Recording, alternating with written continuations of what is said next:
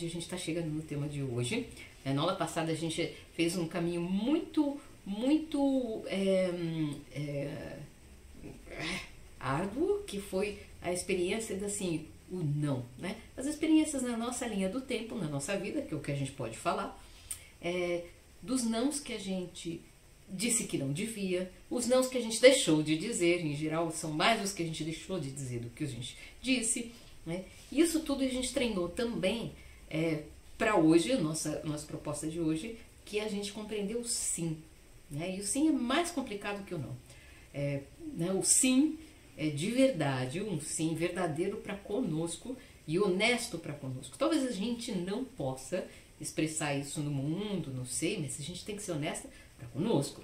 Tá doendo mesmo. Tudo bem, eu não vou seguir aqui essa contenda, mas doeu muito, né? Então assim, eu me conheço, eu sei que doeu, eu vou cuidar dessa dor que me habitou e vou tomar resoluções com tranquilidade. Então assim, esse conhecimento que no final é sabedoria, né?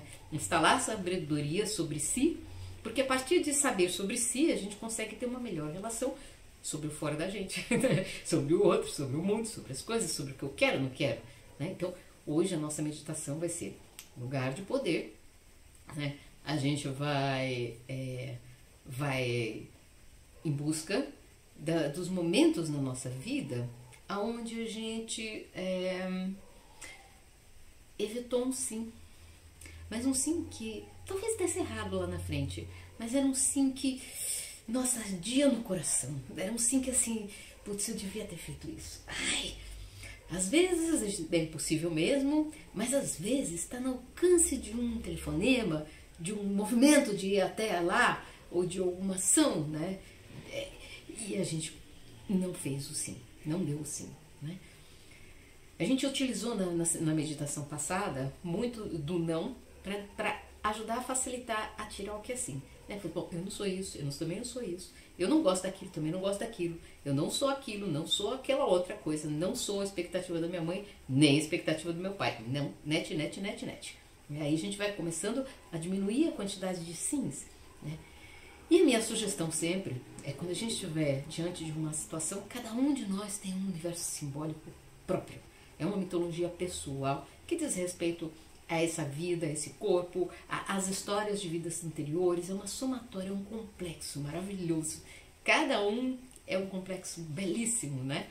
Então, quando a gente encontra esse sim, ele toca no coração de outro jeito, né? Porque, em última instância, a gente nunca erra o sim quando a gente ele sai do amor, né? É um sim porque sim. E aí, sei lá qual consequência vai rolar, mas a força do sim é muito maior.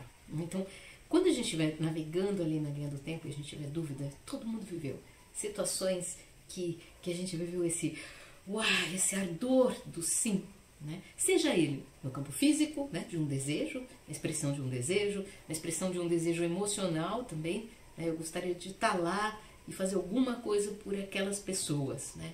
E fui, né?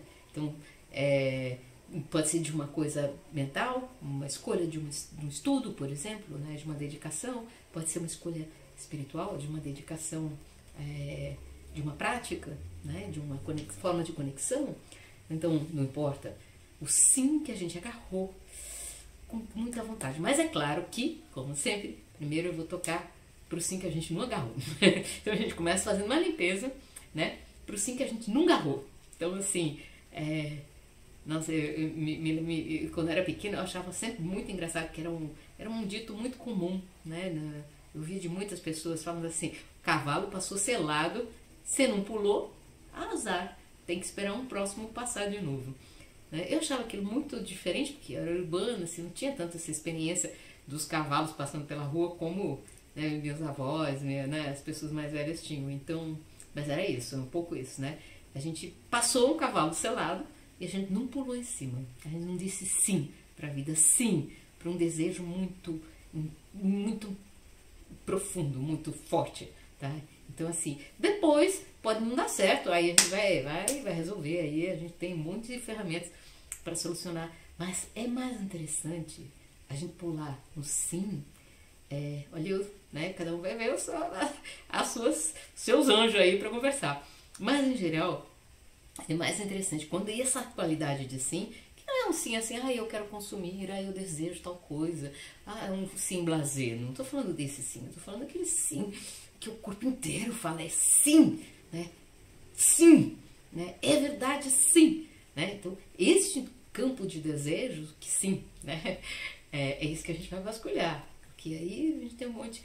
A nossa vida é mergulhada em propostas de desejos, né? De consumos e desejos. Então, não é uma proposta do neocapital essa, é um outro tipo de desejo que a gente vai buscar, né? Até inclusive para se depender dessa oferta excessiva de propostas de desejo que são muitas vezes uma bobagem, né? Então, assim, na maior parte das vezes, na verdade,